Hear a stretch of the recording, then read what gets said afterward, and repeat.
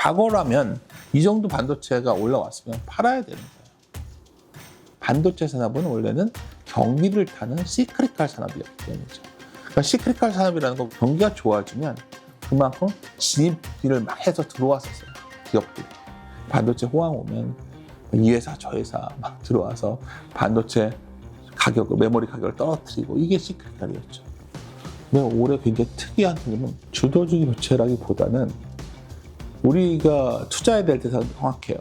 그러니까 선진국형 증시가 된다는 거는 결국 기업의 본질적 가치가 좀 더 중시되는 시대로 들어갔다는 거예요. 많은 분들이 주식시장이 올랐으니까 다 오른 줄 알고 계시는데, 연간으로 절대 수익률 마이너스인 종목이 코스피 한 30%, 코스닥이 40%예요. 마찬가지로 그런 선별화가 하자는 거예요. 조방호 같은 경우에도 그 중에 숫자가 나오는 것들에 집중이 될 텐데, 예를 들어서 올해 같은 경우에도 엔진 쪽이 좀 수익이 좋으니까 잘 버텨줬고, 전 내년 초가 되면 다시 조선에서는 상당히 주가가 올라갈 거로 보고 있어요. 이유는 간단합니다. 최근에 전 세계적으로 천연가스 가격이 급등했어요. 미국이 이제 가스를 수출해야 되니까. 그러면 이제부터 엄청난 LNG선이 수요가 생기겠죠. 지금까지 그 LNG선을 누가 많이 만드냐를 고민하게 될 겁니다. 그렇게 되면 또 종목이 나온 거죠. 둘 다 좋죠. 중요한 거는 일단 전 세계 경제를 살리기 위한 여러 조치들이 주식시장에 우호적인 겁니다. 그리고 미국 시장의 경기를 보면 IT 투자를 빼고 나면 실제로 상반기에 성장률이 마이너스였거든요, 미국이. 그럼 지금 미국이 경기가 좋아진다 얘기하는 거는 온리 테크 투자 때문이에요. 테크 투자가 좋아지니까 한국에 관련된 기업들도 좋아지고 있는 거고, 최근에. 일단 그러한 흐름도 미국의 긍정적인데, 이게 멈출 수가 없잖아요. 이걸 멈추면 미국 경제가 흔들리는데요. 두 번째는 한국 같은 경우에는 물론 상반기에는 정부의 의지가 주식시장을 좀 올려놨어요. 그때는 결국 가버넌스 개혁이라는 힘으로 주식시장이 좀 움직였지만, 하반기 들어서는 아까 미국과 연동돼서 결국 주가 올라간 거예요. 근데 더 밑에 깔린 건 뭐냐면, 결국은 우리나라 증시가 재평가되고 있다는 점에서 저는 한국 증시를 내년에도 매우 좋게 봅니다. 이유는 뭐 제가 가끔 언론에서 말 강조드린 건데, 우리나라가 이제 선진국이 돼버렸거든요. 결론적으로 실물 경제의 성장은 굉장히 제한적인데 금융 부분이 엄청 커집니다. 그래서 미국 같은 경우에도 어떤 80년대부터 시작이 됐던 거죠, 미국이. 우리도 실물 부분은 정체되어 있는데 금융만 커지는 시장이 시작되었고, 그것의 원년이 올해인 것 같아요, 저는.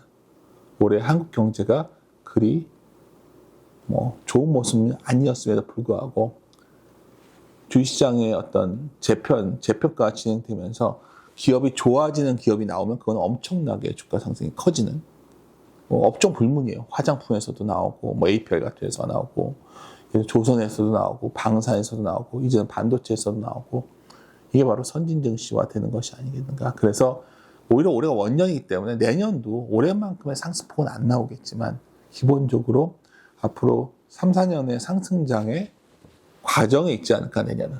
저는 이렇게 바라보고 있습니다.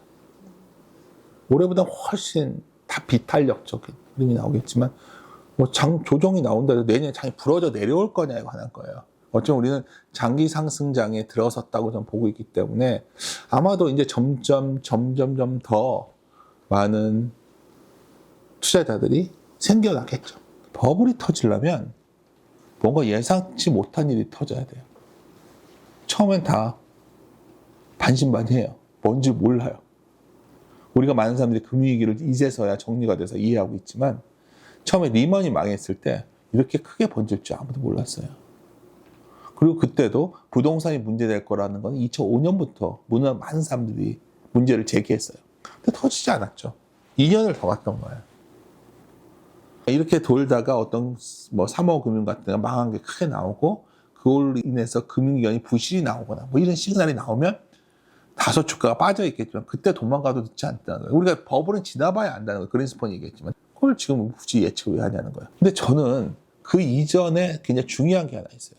큰 변화가 생겼을 때가 언제냐면, 70년대까지만 해도 미국 독주 체제가 되다가 미국이 몰락했다가 미국이 80년대에 급격히 경제가 주도권을 잡아가거든요. 소위 금융자본주의를 가져가면서. 그 당시에 소련과의 경쟁을 했던 게 레이건이에요. 그러면서 경제가 엄청 발전했거든요. 기술도 발전하고. 지금과 좀 비슷하잖아요. 중국과 패권 경쟁을 하면서 경제는 분리되고 미국 독주가 시작되는데 그때 미국 자본주의가 매우 금융자본주의가 발전했고요. 공교롭게도 그때 한국 경제가 도약을 합니다. 80년대부터 뭐 정치적으로는 굉장히 암울한 시기였지만 경제는 도약을 시작했던 거예요. 지금도 어떻게 보면 미국과 중국의 경제권이 갈라지면서 또 한국의 기회가 온 거 아닐까요? 제조업의 어떤 우리의 경쟁력이 중국에 의해서 거의 잠식당한 상황에서 중국이 배제되면서 한국의 제조업 경쟁력이 다시 살아나는. 그러면 한국의 주시장이 별거 아니에요. 그러한 수출 기업들이 잘 되냐 여부인데 지금 수출 기업 입장에서는 환율이 이런 것도 매력적이고 뭐 투자 미국으로 마음대로 하게 하는 것도 내심은 환영할 것이고 그래서 저는 투자자 입장에서만 생각한다면 미국이 언제까지 갈지 모르지만 한국은 상당히 올해부터 시작된 이런 상승세가 쉽게 꺼지지 않을 거라는 그러한 생각을 갖고 있어요. 그런 의미에서 지나칠 정도로 뭐 언제가 터질지 모른다 시각은 아직은 고민할 시기는 아니다. 주도주의 교체라기보다는 우리가 투자해야 될 대상은 명확해요. 그러니까 선진국형 증시가 된다는 거는 결국 기업의 본질적 가치가 좀 더 중시되는 시대로 들어갔다는 거예요. 많은 분들이 주식시장이 올랐으니까 다 오른 줄 알고 계시는데 연간으로 절대 수익률 마이너스인 종목이 코스피 한 30%, 코스닥이 40%예요. 전체의 상승과 상관없이 어떤 기업이 올랐냐가 중요하죠. 업종 화장품을 예를 들어도 APR 같은 회사는 되게 성과가 좋았지만 LG생활건강은 굉장히 주가가 부진했잖아요. 마찬가지로 그런 선별화 과정인 거야. 조방호 같은 경우에도 그 중에 숫자가 나오는 것들에 집중이 될 텐데 예를 들어서 올해 같은 경우에도 엔진 쪽이 좀 수익이 좋으니까 잘 버텨줬고 전 내년 초가 되면 다시 조선에서는 상당히 주가가 올라갈 거로 보고 있어요. 이유는 간단합니다. 최근에 전 세계적으로 천연가스 가격이 급등했어요. 미국이 이제 가스를 수출해야 되니까. 그러면 이제부터 엄청난 LNG선이 수요가 생기겠죠. 지금까지 그 LNG선을 누가 많이 만드냐를 고민하게 될 겁니다. 그렇게 되면 또 종목이 나온 거죠. 그래서 원전에서도 그런 선별이 될 거고, 뭐 유틸리티에서 그런 선별이 되겠죠. 뭐 변압기부터 해서. 근데 좀 반도체는 특이한 상황이에요. 과거라면 이 정도 반도체가 올라왔으면 팔아야 되는 거예요. 반도체 산업은 원래는 경기를 타는 시크리칼 산업이었기 때문이죠. 그러니까 시크리칼 산업이라는 건 왜 시크리칼이냐? 경기가 좋아지면 그만큼 진입을 막 해서 들어왔었어요. 기업들이. 반도체 호황 오면 이 회사 저 회사 막 들어와서 반도체 가격을 메모리 가격을 떨어뜨리고 이게 시크리칼이었죠. 근데 올해 굉장히 특이한 흐름은 이미 다 배제되고 몇몇 회사가 남아있지는 않는 거예요. 그런 상황 속에서 중국이 우리를 이렇게 턱밑까지 쫓아왔었는데 미국이 중국을 견제하기 시작하니까 지금 한국은 어부지를 얻고 있는 상황. 그럼 이 숫자가 언제까지 좋을까? 저도 확신할 수는 없지만 최소한 내년 상반기까지는 매우 좋다는 걸 알 수 있다면 지금 아마 내년 상반기까지의 주도주, 시장을 이끌어서 지수를 끌고 간다면 아마 반도체가 아닐까 싶고요. 반도체 내에서도 매우 특이한 건 과거에는 반도체 주식이 올라오면 밑단에 있는 소위 장비업체 이런 것들도 좋아졌었어요. 왜냐하면 반도체 가격이 올라갔으니까 이제 엄청나게 생산을 늘릴 것이다. 근데 올해는 주가 차별화가 나타나고 왜 그럴까요?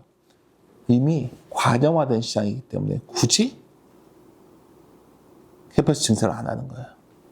그래서 저는 이러한 소위 향유하는 소위 삼성전자나 SK하이닉스가 이 상황을 즐기는 상황이 언제까지냐 매우 관심인데 저는 최소한 내년 상반기까지 이어진다고 본다면 1분기 실적과 2분기 실적이 나올 때까지는 그래도 우리 증시에 대한 큰 버팀목이 반도체가 되지 않을까 이렇게 판단하고 있습니다. 첫째 말씀, 둘 다 좋아요. 공교롭게도 신동아의 칼럼 쓴 게 하나 있는데 미분적 사고라는 글을 쓴 적이 있어요. 미분적 사고라는 게. 가속도라는 개념이에요. 어떤 게 속도가 가파라질 때가 있고 좋아지지만 속도가 완만해질 때가 있는데 하이스가 2025년에 속도가 가파랐어요. 하이스 다 돈이 몰렸는데 2026년은 삼성전자가 더 가파를 수 있어요. 그러니까 왜 그러냐면 삼성전자는 부진했던 거에서 벗어나는 것들이 나온 거고 또 기본적으로 캐퍼가 제일 큰 회사인데 지금 시장에서 가장 마진이 좋은 비즈니스 중에 하나가 메모리라는 낸드예요. 예를 들어서 낸드 같은 경우에 지금까지 적자였는데 내년 초에 마진이 한 20% 이상 올라올 거거든요.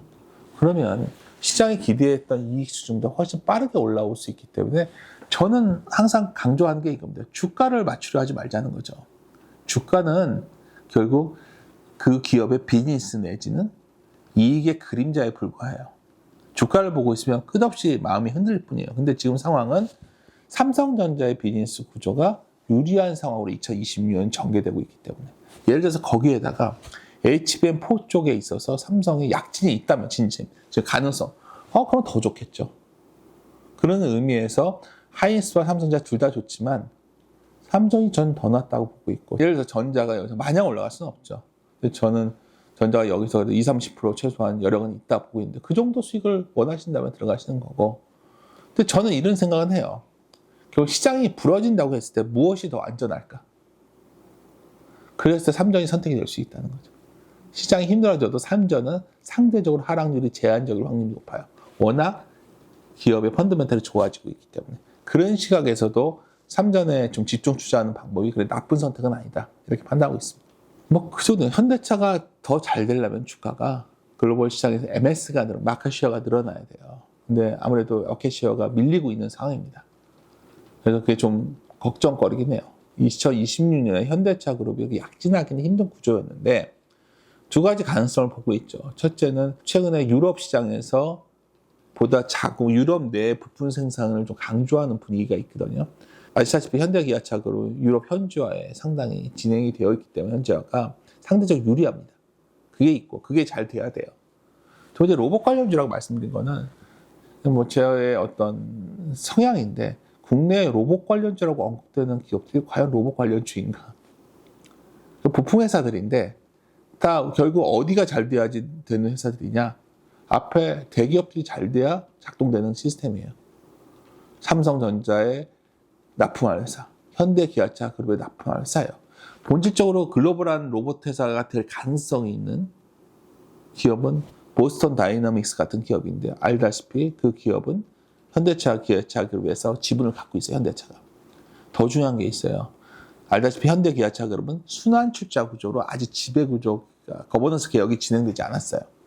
근데 현재 회장님이 정 회장이 보스턴 다이너믹스 지분을 갖고 있거든요. 그러면 결국 이거의 상장 가능성이 높아진다는 측면에서 매력적인 변화가 나올 수도 있지 않을까요? 그런 의미에서 로봇 관련주로 말씀을 드렸고 그 외에도 HT 현대라던가 그 밑에도 그 현대 로보티스라는 회사가 있죠. 그런 정도 기업은 돼야 로봇 관련주를 볼 수가 있죠. 로봇 관련주가 되려면 자본이 계속 들어갈 수 있는 회사가 돼야 돼요. 자기 돈으로. 나머지 국내 로봇 관련주로 자기 돈들이 있나요? 다 시장에서 조달했을 돈들이죠. 그런 의미에서 제가 약간 냉소적으로 말씀을 드렸던 겁니다. 테슬라도 있고 브로드컴도 있고 다 있죠. 근데 이 모든 게 다 엮여 있어요. 모든 것들은 현재 미국이 중국과의 패권 전쟁에 승리하기 위한 엄청난 투자를 진행하고 있는데 이 투자금의 비용을 감당할 수 있냐에 대한 질문에 다 봉착해 있는 거죠. 그러니까 투자를 하는 것까지는 오케이. 돈을 다시 캐시플로를 만들 수 있냐는 다른 문제잖아요.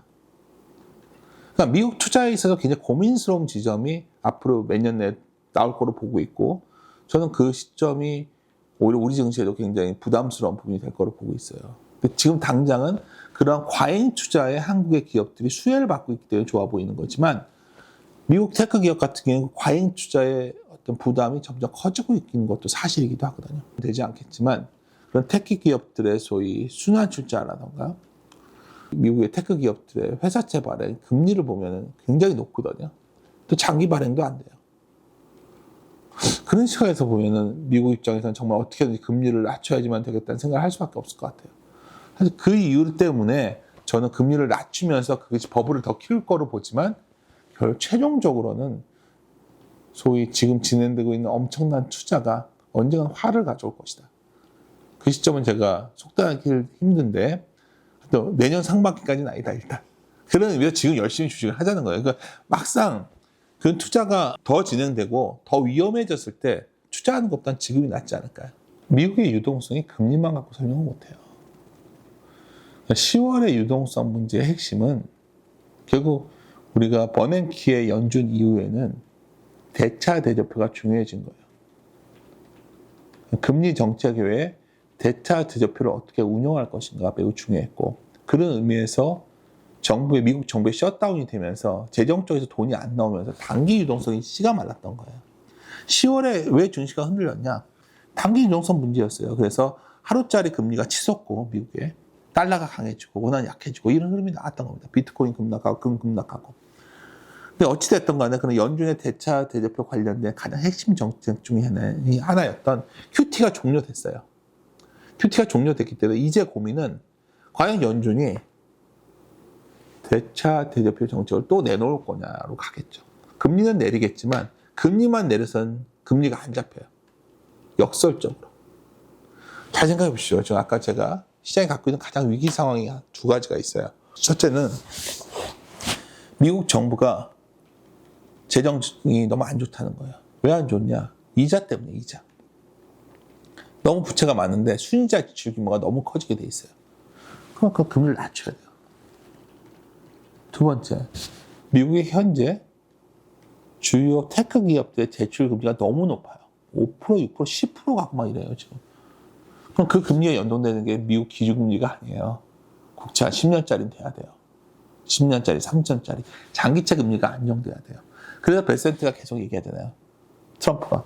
금리 잡아라가 미국 기준금리 낮추라는 얘기도 있겠지만 더 중요한 거는 장기금리를 잡아라는 거예요. 내년이 되면 할 수 없이 연준은 단기채 매입 규모를 줄이고 단기채 사는 거에서 장기채를 사고 싶지만 할 수가 없어요. 너무 단기채 위주로 움직여 왔기 때문에 이미. 그렇게 된다면 저는 연준이 내년에 어떤 시점에 대차 대표, QE까지는 아니겠지만 일드 커브 컨트롤이 되든 뭐든 저희 장기채를 사주는 정책을 갈 것 같다고 보고 있어요. 그게 진정한 유동성 보강 정책이 아닐까 싶습니다. 꼭 산타에 집중할 수는 없지만 시장은 이보다 위가 더 커. 그러니까 우리 주식이랑 투자할 때 아래가 커 보이냐 위가 커 보이냐 물어본다면 위가 커 보인다는 거예요. 그게 산타 랠리에 갈지 연초 랠리로 갈지 그건 그 다음 문제라는 거예요. 중요한 건 지금 이 시점에서 주식시장을 갖다가 그러면 도망갈 것이냐 아니면 여전히 주식시장이 흔들릴 때마다 주식 비중을 늘릴 것이냐 그거에 대한 입장 차이를 묻는다면 저는 후자라는 생각이고요. 그게 크리스마스 안에 나온다면 산타 랠리가 될 것이고 그게 1월에 나온다면 1월 초 랠리가 되겠죠. 어찌됐든 간에 지금보다는 상당히 더 여는 국면을 저는 생각하고 있습니다. 항상 좋은 기업 포트폴리오를 너무 여러 개 가져가시면 안 되고 개인 투자가 종목에 10개 이상 있다는 관리가 안 된다는 의미고요. 한 5개, 6개 정도면 될 것 같은데 5개, 6개의 기준은 아주 명확합니다.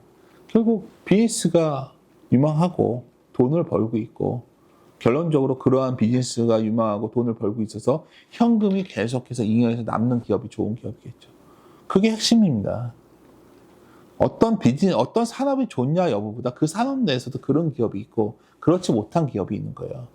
결국 계속 강조드리지만 우리가 과거처럼 경제가 다 같이 성장할 때는 어떤 식당도 여기저기 다 잘 되는 시대가 있었다면 선진국이 되는 순간 잘 되는 것은 제한적이라는 얘기예요. 그래서 개별 종목은 상당히 전문화된 분들이 해야 되고 아니면 그냥 ETF 해야 되는 상황이 오는 거죠.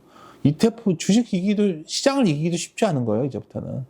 그게 현실이라는 거예요. 자신에게 뛰어나지 않은데 굳이 개별 종목을 5개에서 10개 사이로 승부를 봐야 되는 거예요. 대신 훨씬 성과는 클 겁니다.